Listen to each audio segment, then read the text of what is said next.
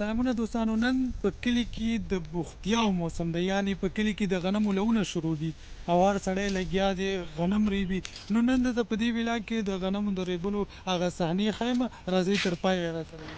لومړی چې روان شو خلکو ګېډۍ تړلې وې او ځینې بیا داسې نیغې ودرولې وې تر څو د باران نه وساتي، او ځینې خلک بیا لګیا وو یو ځای ته یې ټوپ کول تر څو ترپالونه یا څه پرې خواره کړي. نو د بارانونو موسم یې اکثره بارانونه کېږي، د بارانونو څخه یې ساتل.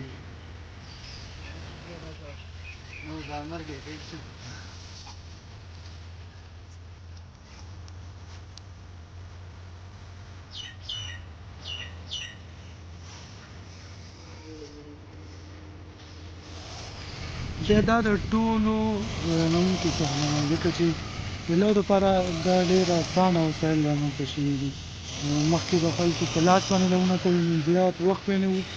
نو اوس د ماشین په واسطه کولی شي د ورځو کار په ګڼټو کې وکړي، او بیا ډېر خلک هم پرې نه پاکېږي، یو کس کولی شي زیات کار وکړي.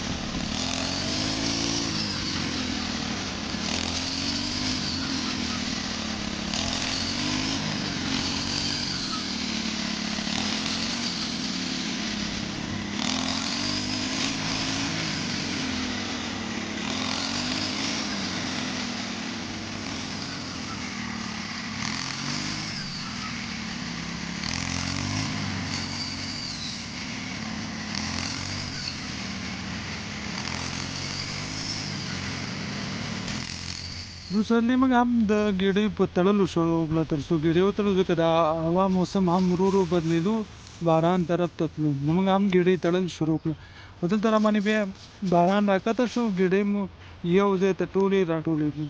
په سبا ورځ چې رالو هغه کومې ګېډۍ چې مو ټوپ کړې وې هغه مو بېرته خورې کړلې، ځکه سر یې باران والیو.